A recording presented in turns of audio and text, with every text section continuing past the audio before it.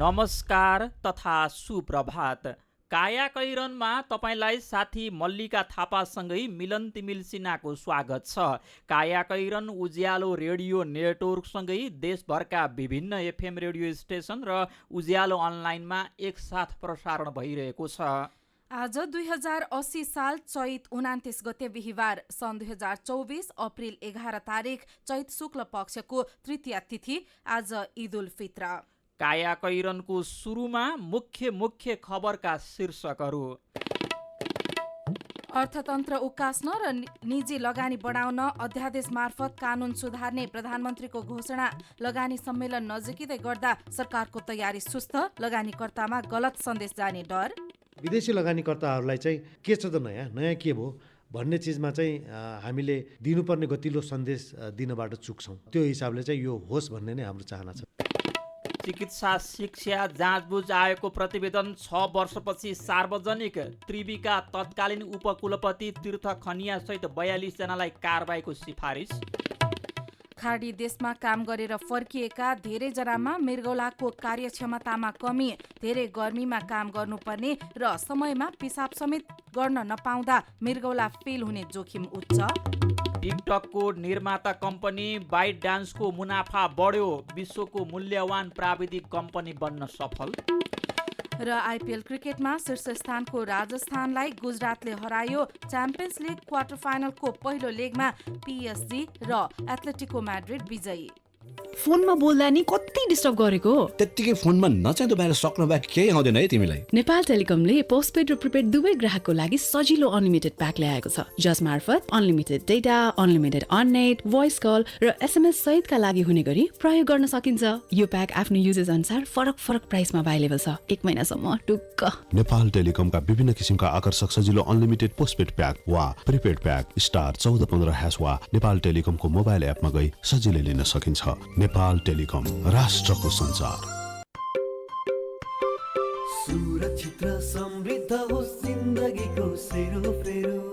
भोलिको लागि सोच्नु पर्ने कर्तव्य हो तिम्रो मेरो। ढुक्क हुन भोलिलाई बिमा गरौँ है। नेसनल लाइफ इन्स्योरेन्समा बिमा गरौँ है। विगत 37 वर्षदेखि सञ्चालनरत नेपालकै पहिलो अग्रणी जीवन बिमा company national life insurance company, Lazimpat, Kathmandu. कायाकैरनमा अब खबरको सिलसिला। इस्लाम धर्मावलम्बीहरूले रमजान महिनाको 30 दिनको रोजा व्रत पुरा गरेपछि आज ईद उल फित्र मनाउँदैछन्। रमजान महिना उर्दू पात्रोको अनुसार 9औं महिना हो। ईदको अन्तिम दिन बिहानै उठेर नुहाई धुवाई गरी मस्जिदमा नमाज पढेर धार्मिक मनोभाव आदान प्रदान गर्ने परम्परा छ। साथै मुस्लिम समुदायले आफन्त माझ अङ्गालो हालेर आत्मीयता साट्ने गर्छन्। ईद पर्व मुस्लिम समुदायले आपसी रिस, राग र द्वेषलाई बिर्सेर आपसमा खुसियाली साटासाट गर्दै शुभकामना आदान प्रदान गरी हर्ष उल्लासका साथ मनाउने गरिन्छ।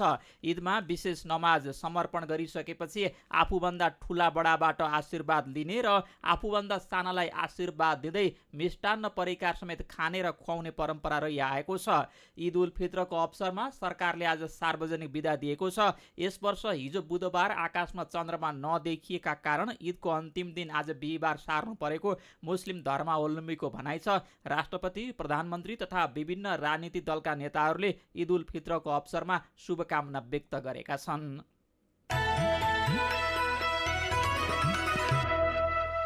प्रधानमन्त्री पुष्पकमल दाहालले सुस्थ अर्थतन्त्रलाई लयमा फर्काउन र स्वदेशी तथा विदेशी लगानी आकर्षित गर्न अध्यादेश मार्फत सरकारले कानून सुधार गर्ने घोषणा गर्नुभएको छ। नेपाल उद्योग वाणिज्य महासंघको 58औं वार्षिक साधारण सभामा बोल्दै प्रधानमन्त्री दाहालले 12वटा कानून अध्यादेश मार्फत सुधार गर्ने घोषणा गर्नुभएको हो। आउँदो लगानी सम्मेलनको सन्दर्भमा आवश्यक परे अध्यादेश नै ल्याएर भए पनि लगानी भित्राउन प्रतिकूल देखिएका 12वटा ऐन कानून संशोधन गर्ने उहाँले प्रतिबद्धता जनाउनु भएको छ।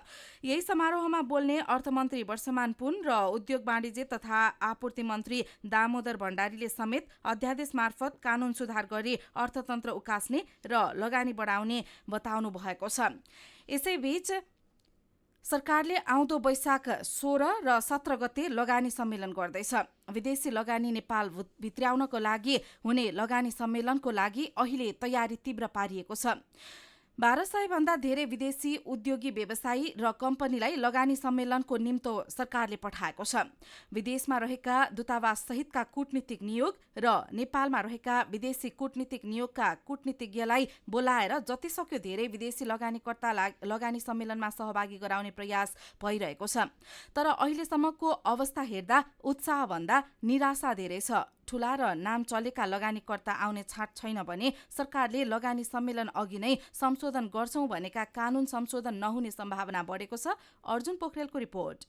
लगानी सम्मेलन आउन अब 18 दिन मात्रै बाँकी छ। लगानी सम्मेलनको मुख्य आयोजक लगानी बोर्ड यति बेला निकै व्यस्त हुनुपर्ने हो। कर्मचारीहरू रात दिन लगाएर तयारीमा खटिनुपर्ने हो।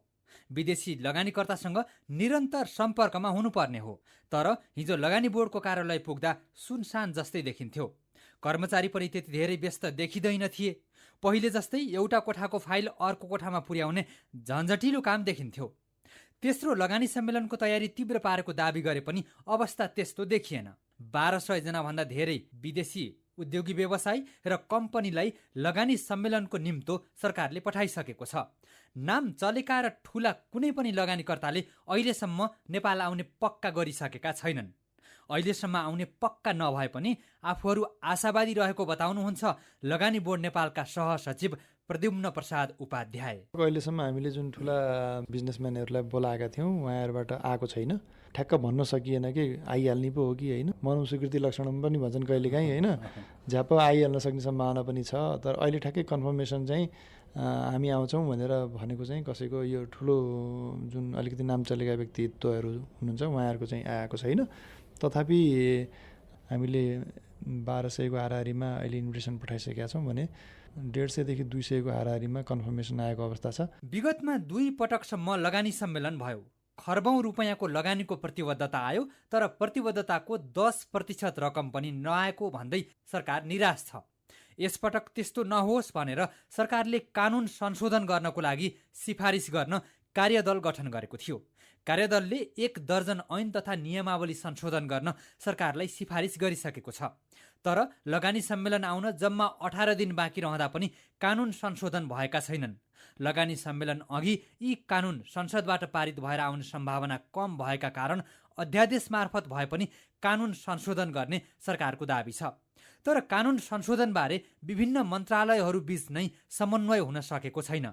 कानून संशोधन नहुँदा विदेशी लगानीकर्तालाई ढुक्क बनाउन नसकिने र कानुनी झन्झटका हिसाबले नेपाल पुरानै अवस्थामा त रहेछ नि भन्ने गलत सन्देश प्रवाह हुने डर बढेको बताउनुहुन्छ लगानी सम्मेलनको सह आयोजक मध्येको एक नेपाल उद्योग परिसङ्घका महानिर्देशक दीपक राज जोशी। समय एकदमै कम हुँदाखेरि चाहिँ हुन्छ हुँदैन भन्ने खालको छ। त्यो भइदियो भने एउटा संसारभरिबाट बोलाइएका लगानीकर्ताहरूलाई दिनका लागि एउटा राम्रो सन्देश हुन्थ्यो।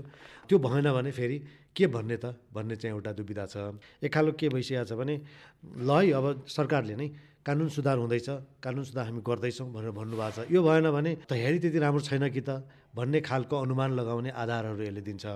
र विदेशी लगानीकर्ताहरूलाई चाहिँ के छ त नयाँ के भयो भन्ने चिजमा चाहिँ हामीले दिनुपर्ने गतिलो सन्देश दिनबाट चुक्छौँ। त्यो हिसाबले चाहिँ यो होस् भन्ने नै हाम्रो चाहना छ। लगानी सम्मेलनकै लागि विदेशमा रहेका राजदूतावास सहितका कूटनीतिक नियोगलाई सरकारले सक्रिय बनाएको छ। नेपालमा रहेका विदेशी कूटनीतिक नियोगका कूटनीतिज्ञसँग प्रधानमन्त्री प्रचण्डले आफै छलफल गरेर जति सक्यो धेरै लगानीकर्ता नेपाल पठाइदिन आग्रह गर्नुभएको छ। भारत, चीन, बङ्गलादेश लगायतका देशमा सम्मेलन पूर्वका कार्यक्रम अर्थात् प्री इभेन्ट भइसकेका छन्। सामाजिक सञ्जालबाट पनि सम्मेलनको प्रचार प्रसार भइरहेको छ। देशभित्र पनि सबै प्रदेशका मुख्यमन्त्रीहरूसँग लगानी सम्मेलन निर्देशक समितिले छलफल गरिसकेको छ। लगानी सम्मेलनमा प्रस्तुत हुने आयोजनाको राम्रो अध्ययन गरेर परिचयात्मक भिडियो बनिसकेका छन्। केही अन्यलका विषय छाड्ने हो भने यसपटक तयारी राम्रो भएकोले विगतका लगानी सम्मेलनमा भन्दा पनि राम्रो प्रगति हासिल हुने दावी गर्नुहुन्छ लगानी बोर्डका सहसचिव प्रद्युम्न प्रसाद उपाध्याय। अब पहिलाका सम्मेलनमा जुन प्रतिबद्धता भएका थिए ती आएनन् भन्ने कुरा एकदम नेगेटिभली लिन भएन होइन। जुन पनि लगानी सम्मेलनमा प्रतिबद्धताको जुन फुलफिलमेन्ट हुन्छ त्यसको रेसियो वर्ल्डभरि हेर्दाखेरि एकदमै कम रेसियो छ भन्ने कुरा सुनिएको छ होइन। विगतमा जुन हामीले परियोजनाहरू लगानीकर्तालाई पस्क्यौँ दियौँ 2017मा 2019मा त्यतिखेर हाम्रो पूर्व तयारी स्पष्ट नभइसकेको हुनसक्छ, हाम्रा नीतिगत सुधारका विषयहरू चाहिँ अलि अस्पष्ट नै हुन सक्छन्। तर अब अहिले हामीले ऐन नियममा जुन सुधार गर्न खोजिरहेका छौँ त्यसमा चाहिँ माथिल्लो उच्च तहको नेतृत्वले पनि एकदम विशेष चासो दिएको अवस्था छ होइन। अर्को भनेको प्रोजेक्ट जुन छन् पाइपलाइनमा तिनमा चाहिँ विशेष अध्ययन भएको छ। निकै महत्त्व र आशाका साथ लगानी सम्मेलन गर्न लागेको सरकारले विदेशी लगानीकर्तालाई आकर्षित गर्न कुनै कसर बाँकी राख्न हुन्न। कानुन संशोधन नहुने र लगानीकर्तालाई सहजीकरण नगर्ने हो भने यो पटकको लगानी सम्मेलन पनि विगतकै निरन्तरता भन्दा फरक नहुने डर बढिरहेको छ। कायाकैरनमा खबरको सिलसिला बाँकी नै छ, सुन्दै गर्नुहोला। उद्देश्य अटल लिएर हामी अझै सबल बनेर भएका छौँ एक हामी दिन्छौँ सुरक्षा हिमाल बनेर। प्राइम लाइफ, गुरास लाइफ अनि युनियन लाइफ एक आपसमा गाभिएर अब बनेको छ हिमालयन लाइफ इन्स्योरेन्स। सुरक्षा अटल, भविष्य सबल। पैसा आउने थपेर पाउने हो पैसा आउने थपेर पाउने हाम्रो सेवामा तपाईँ रमाउने। नयाँ वर्ष 2081 को शुभ अवसरमा ग्लोबल रेमिट मार्फत ग्लोबल आइएमए ब्याङ्कको कुनै पनि खातामा पैसा पठाउँदा रु 500 सम्म थपेर पाउनुहोस्। ग्लोबल रेमिट, छिटो छरितो भरपर्दो। थोरै बचत धेरै कायदा, बीमाका छन् फाइदै फाइदा। बीमाको क्षेत्रमा विश्वसनीय नाम रहेको नेपालको पहिलो र सरकारी स्वामित्वको एकमात्र जीवन बीमा कम्पनीमा जीवन बीमा गरी निश्चिन्त बनाऊ। न्यून बीमा शुल्कमा अधिक बोनस दर रहेको राष्ट्रिय जीवन बीमा कम्पनी लिमिटेड, साबिकको राष्ट्रिय बीमा संस्थान।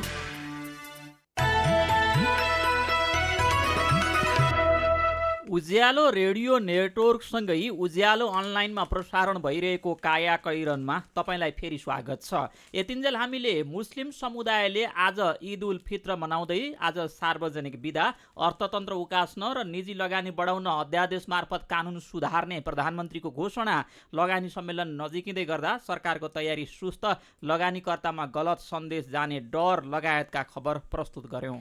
अब बाँकी खबर। त्रिभुवन विश्वविद्यालय सहित विभिन्न निकायमा रहेका उच्च पदस्थ अधिकारीलाई कारबाहीका लागि सिफारिस गरिएको चिकित्सा शिक्षा सम्बन्धी जाँचबुझ आयोग 2074 को प्रतिवेदन 6 वर्षपछि सार्वजनिक भएको छ।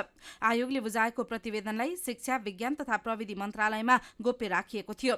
विशेष अदालतका पूर्व अध्यक्ष गौरी बहादुर कार्की अध्यक्ष तथा डाक्टर उपेन्द्र देवकोटा सदस्य र सहसचिव सूर्यप्रसाद गौतम सदस्य सचिव रहेको प्रतिवेदन शिक्षा मन्त्रालयले हिजो सार्वजनिक गरेको हो। प्रतिवेदनमा चिकित्सा शिक्षा क्षेत्रमा अनियमिततामा संलग्न अधिकारीमाथि कारबाही सिफारिस गरिएको छ। आयोगले कानुन विपरीतका कार्यमा संलग्न अधिकांश अधिकारीलाई भविष्यमा सरकारी सेवामा अयोग्य हुने सिफारिस समेत गरेको छ भने कतिपयमाथि भ्रष्टाचार मुद्दामा छानबिन हुनुपर्ने भनेको छ। चिकित्सा शिक्षा क्षेत्रमा सम्बन्धन, प्रवेश परीक्षा, भर्ना शुल्क र गुणस्तरका क्षेत्रमा अनियमितता देखिएको प्रतिवेदनमा उल्लेख छ। प्रतिवेदनले दिएका सुझाव कार्यान्वयन प्रक्रिया तत्काल थालिने मन्त्रालयले जनाएको छ। आयोगले त्रिवीका तत्कालीन उपकुलपति तीर्थराज खनिया, रेक्टर सुधा त्रिपाठी र रजिस्ट्रार डिली उप्रेतीले कानुन विपरीत कार्य गरेको भन्दै कारबाही सिफारिस गरेको छ। खनिया, त्रिपाठी र उप्रेतीले पदमा बहाल रहँदा त्रिवी र सरकारको बदनाम हुने गरी सम्बन्धन दिएको आयोगको ठहर छ।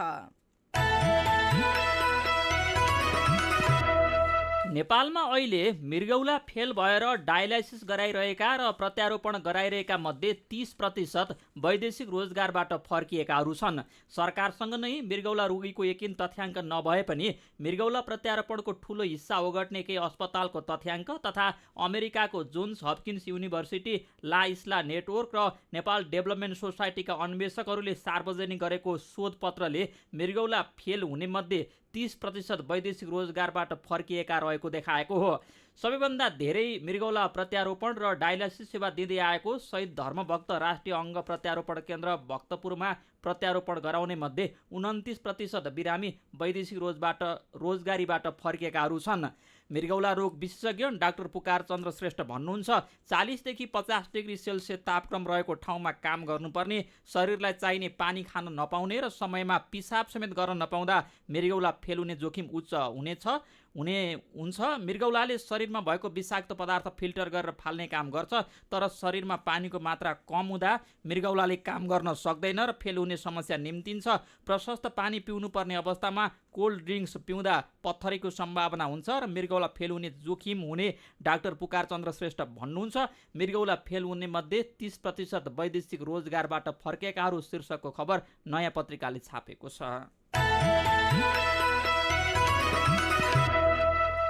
आफूले पाउनुपर्ने भुक्तानी समयमै नपाएपछि दुग्ध किसानहरूले फेरि आन्दोलन गर्ने भएका छन्। आफूले बिक्री गरेको दुधको बक्यौता रकम तत्काल पाउनुपर्ने मागसहित किसानले विरोध गरेपछि दुग्ध विकास बोर्डले गएको मङ्सिरमा डेरी दुग्ध सहकारीलाई छलफलमा डाकेको थियो। मङ्सिर 26मा कृषि सहसचिव सूर्य पौडेलको नेतृत्वमा बोर्डमा भएको छलफलमा किसानलाई तत्काल भुक्तानी गर्ने सहमति भएको हो।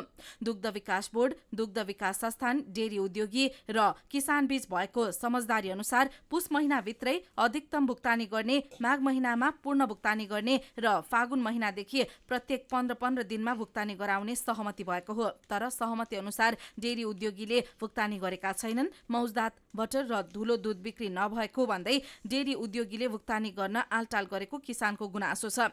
पछिल्लो समय किसानलाई तिर्नुपर्ने बक्यौता रकम 6.5 देखि 7 अर्ब पुगिसकेको छ। दुग्ध विकास संस्थानका महाप्रबन्धक सूर्य प्रसाद पौडेलले अर्थ मन्त्रालयबाट ऋण निकासी हुने क्रममा रहेको र निकासी भए लगत्तै भुक्तानी गरिने बताउनु भएको छ। कान्तिपुरले खबर लेखेको छ। चालु आर्थिक वर्षमा आम्दानी र खर्च बढाउन सरकार असफल देखिएको छ। यो वर्षको 9 महिना चैत 27 पुग्दा अस्ति सरकारले बल्ल लक्ष्यको आधा राजस्व सङ्कलन गरेको छ। सरकारी खर्च पनि आधा मात्र भएको छ। आउँदो 3 महिनामा खर्चको रफ्तार केही बढे पनि राजस्व असुलीको गति भने उस्तै रहनेछ।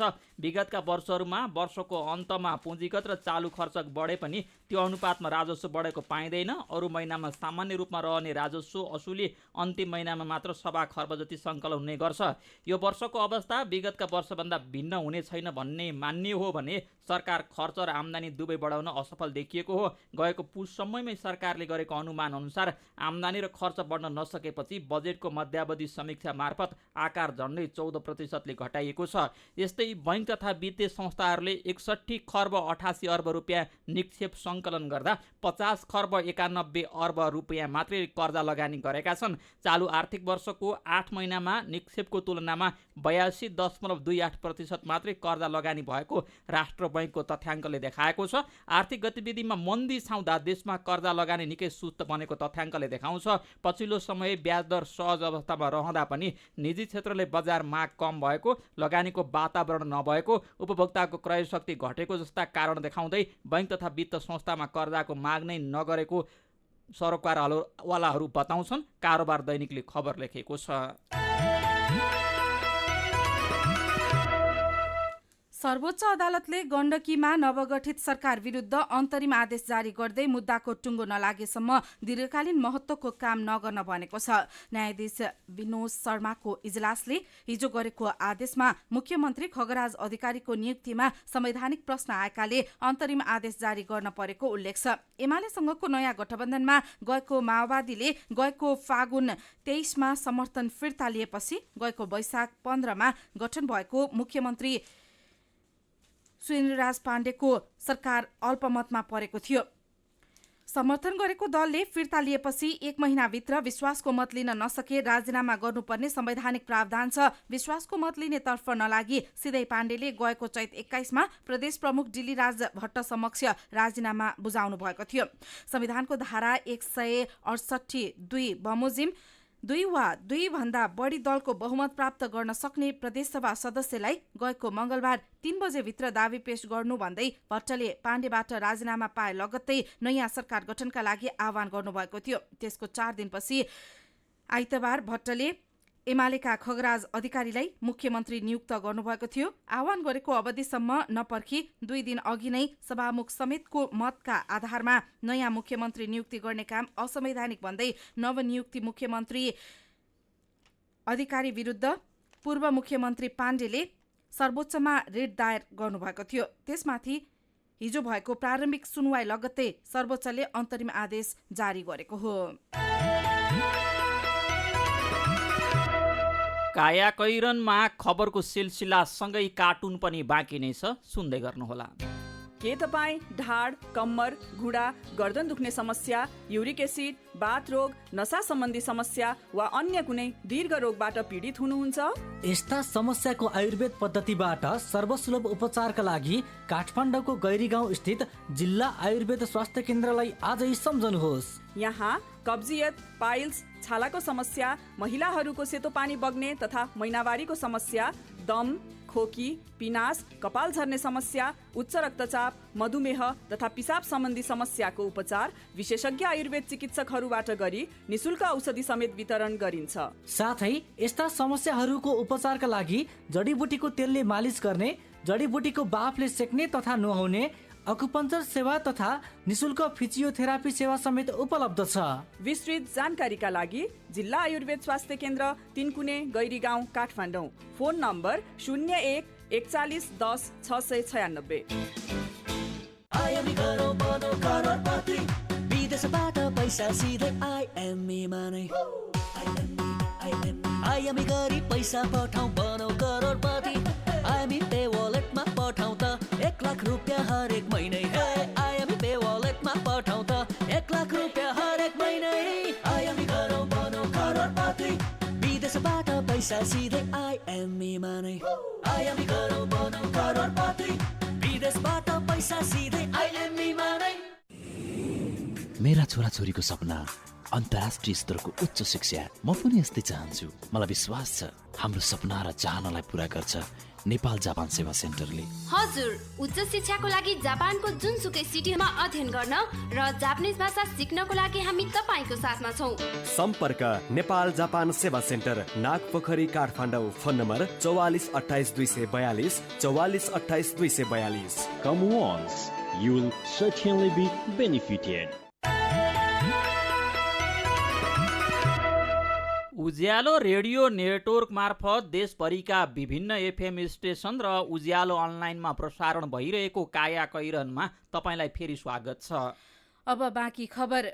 घरपालुवा पशुमा हुने बाजोपनले नेपाली किसानले वार्षिक करोडौं रुपैयाँको घाटा बेहोरिरहेका छन्।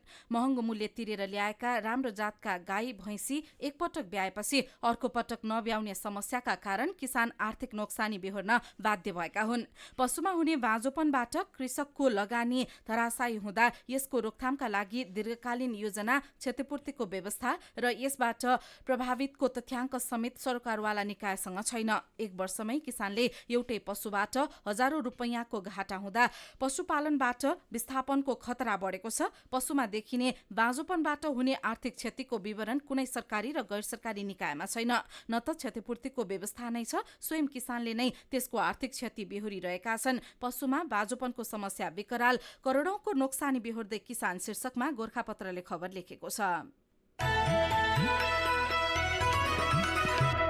अब विदेशको खबर। सामाजिक सञ्जाल टिकटकको निर्माता कम्पनी बाइट डान्सको मुनाफा सन् 2023मा 60%ले बढेको छ।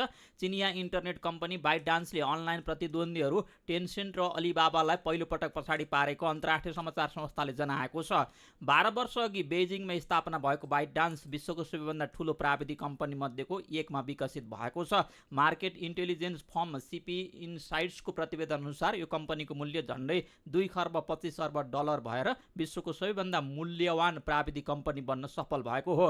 प्रविधिका अर्को प्रसङ्गमा, केही समय अघिसम्म विद्युतीय स्वचालित कार बनाउन तम्सिएको एप्पल कम्पनी अहिले व्यक्तिलाई घरभित्र लुखुर लुखुर पछ्याउने र विभिन्न काममा सघाउन समेत सक्ने फुच्चे मोबाइल रोबोट निर्माणमा लागेको छ। एआईमा आधारित सेन्सर, क्यामेरा र चिपसेट सहितको होम रोबोटसँगै एप्पलले स्वचालित रूपमा चल्ने डिस्प्ले भएको टेबलटप होम डिभाइस पनि बनाइरहेको अमेरिकी प्रविधि पत्रकारहरूले फेला पारेका हुन्।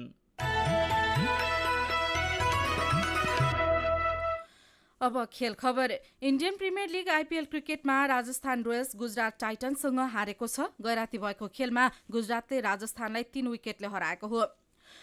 यो सिजनमा राजस्थानको यो पहिलो हार हो।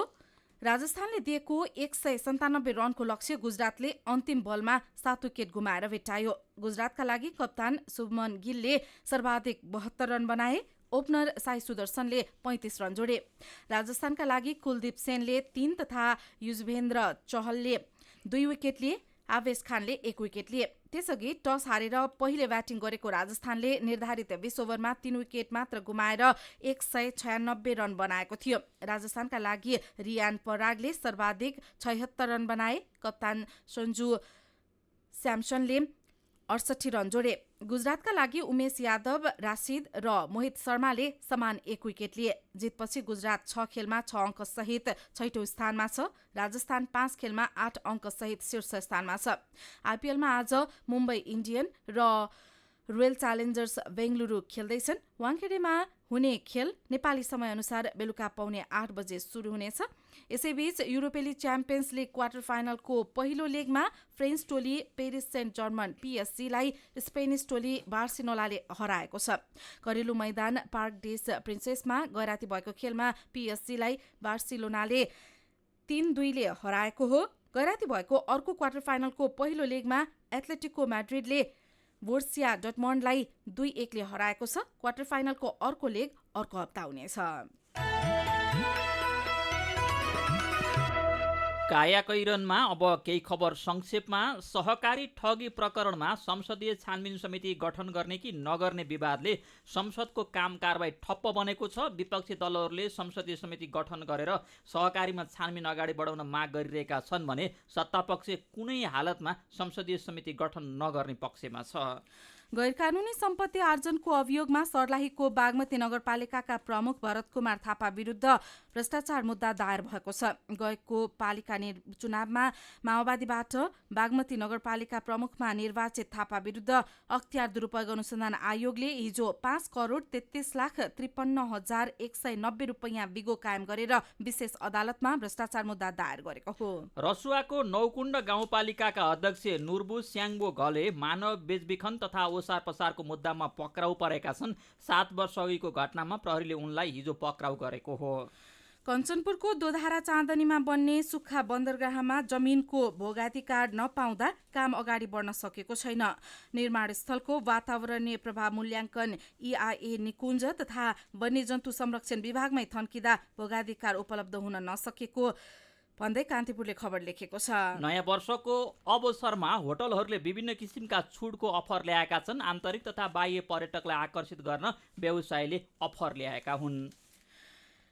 उत्पादनमूलक तर्फको पहिलो चरणको EPS भाषा परीक्षाको नतिजा सार्वजनिक भएको छ। परीक्षामा सहभागी मध्ये 6,321 जना परीक्षार्थी उत्तीर्ण भएको EPS शाखा ग्वारको ललितपुरले जनाएको छ। र मध्य प्रदेशका पर्सादेखि सर्लाहीसम्मका केही ठाउँमा किसानको मकै बालीमा घोवा नलागेपछि स्थलगत अनुगमन गर्न केन्द्रीय टोली पुगेको छ। बिउ बिजन गुणस्तर नियन्त्रण केन्द्रले राष्ट्रिय मकै बाली अनुसन्धान कार्यक्रमका अधिकृत भीमनाथ अधिकारीको संयोजकत्वमा गठन गरेको टोली स्थलगत अनुगमनका लागि पुगेको हो। मौसमी अनुकूलता नमिल्दा घोगा नलाग्ने समस्या देखिएको अनुगमन समितिको अनुमान रहेको छ। कायाकैरनमा अब पालो उखानको। जीवभन्दा जीविका प्यारो। उखानसँगै हामी कायाकैरनको अन्त्यमा आइपुगेका छौँ। आजका मुख्य खबर फेरि एकपटक।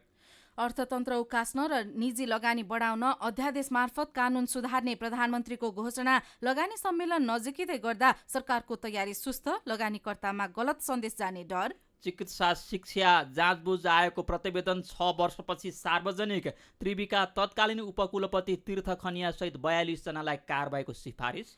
खाडी देशमा काम गरेर फर्किएका धेरैजनामा मृगौलाको कार्यक्षमतामा कमी। धेरै गर्मीमा काम गर्नुपर्ने र समयमा पिसाब समेत गर्न नपाउँदा मृगौला फेल हुने जोखिम उच्च। टिकटकको निर्माता कम्पनी बाइट डान्सको मुनाफा बढ्यो। विश्वको मूल्यवान प्राविधिक कम्पनी बन्न सफल। र आइपिएल क्रिकेटमा शीर्ष स्थानको राजस्थानलाई गुजरातले हरायो। च्याम्पियन्स लिग क्वार्टर फाइनलको पहिलो लेगमा बार्सिलोना र एथलेटिको म्याड्रिड विजयी। र अन्त्यमा आजको कार्टुन। आज हामीले हिमालय टाइम्समा चसक्क शीर्षकमा महेश बस्ताकोटीले बनाउनु भएको कार्टुन लिएका छौँ। काठमाडौँमा हुने प्रदर्शनमा प्रदर्शनकारीलाई लखेट्न प्रहरीले पानीको फोहरा हान्ने गरेको प्रसङ्गसँग यो कार्टुन सम्बन्धित छ। यहाँ एकजना मान्छे घरबाट बाहिर निस्कन खोज्दैछन् अनि उनलाई फेर्ने कपडा दिँदै श्रीमती भन्दैछिन् घरको धारामा पानी नआएको धेरै भयो, यही मौकामा यसो बाटोतिरै नुहाएर आउनु है। आजको कायाकैरन सकिएको छ। कायाकैरनबाट प्राविधिक साथी प्रवीण श्रेष्ठसँगै हामी पनि बिदा माग्छौँ। बढ्दो प्रदूषणबाट बच्न घरबाट बाहिर निस्कँदा मास्क लगाउन नबिर्सौँ। नमस्कार।